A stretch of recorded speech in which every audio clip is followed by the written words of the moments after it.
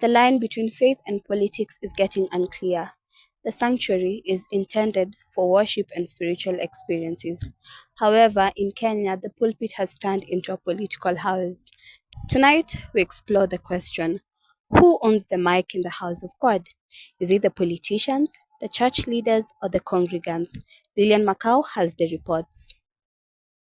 Every Sunday, this stands out across the country.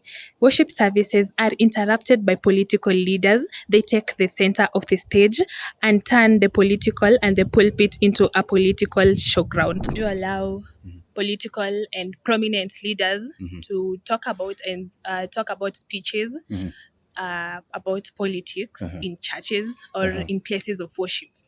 Yes. Yeah, that's a very touchy subject, especially because different church leaders who might have different opinions on it. But in my opinion, I think we shouldn't demonstrate favor or favoritism when it comes to who speaks at the pulpit. And therefore, my opinion is that when we come to church, the primary business of being in church is to worship God. And it doesn't matter if anyone is a political leader, a poor person, a rich person, all of them should be treated equally. And that being said, I don't think it is fair for us to be allowing politicians, to use the pulpit to advance their agenda. I think the pulpit should be protected and the church should serve to advance, the worship of God, which is to be done by everyone else. And that's a place where probably I might differ with some of church leaders that we have today. Okay. So sometimes we see these leaders giving out cash, donations to the church. How would you prevent this from looking like a payment of access?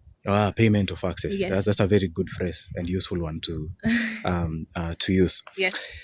Yeah, I would say when you look at how the Bible teaches concerning giving, Jesus teaches that when we give, as much as possible, it should be done in secret so that your right hand should not know what your left has given. Yes. And when you're giving, it's an act of worship. So it's not to be done in order to receive the applause and the affirmation of men, but it should be done as an act of worship. And this does not apply to just the peasants and not the politicians and the rich people in church. It should cut across so that everyone should be giving in secret as much as possible. And it shouldn't be a payment for them to be given access.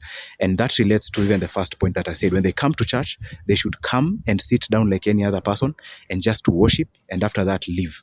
I think that would help the church to continue to have a better influence in the society and to maintain its mission and to also speak prophetically and in an effective way to the politics of the day.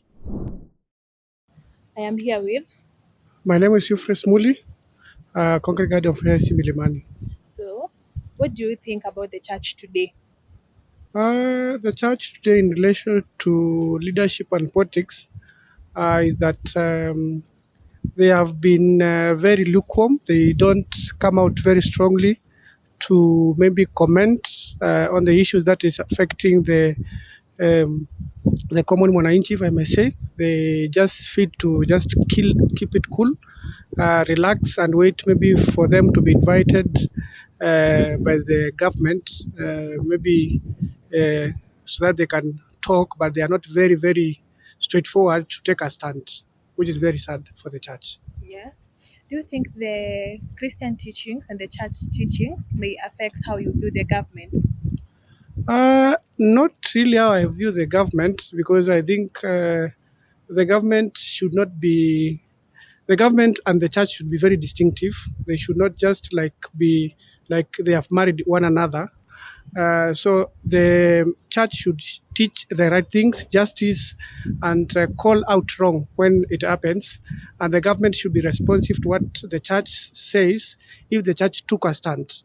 So yes, I expect the church to be very, very straightforward when it comes to teachings about justice and right leadership and everything that involves moral living. But I expect also the government to learn from the church, which is not currently happening. Okay. Is it right when politicians come to do campaigns in church? I don't think it's right. Why? Because the church is, I believe the church is a sacred place. The pulpit should be preserved and only allowed for the teaching of the Bible and the right teachings. I think there are other platforms that are right for the politicians. We have enough stadiums and every place that the politician can go and campaign, and people attend and they listen.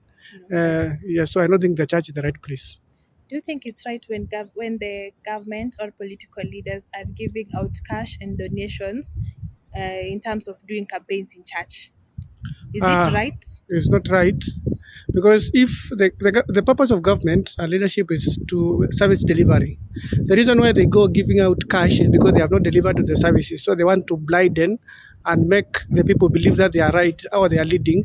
If they did services and they did what they have been elected to do, then there will be no need for them to give out cash. They only give cash because they have not done what they are elected to do. The National Council of Churches of Kenya has issued guidelines urging the clergy to avoid endorsing politicians. However, without strict, the debate continues. The question remains, as the next election starts, will Kenyan religious spaces choose to protect the sanctity of the sanctuary, or will they continue to serve as the convection of lucrative political states?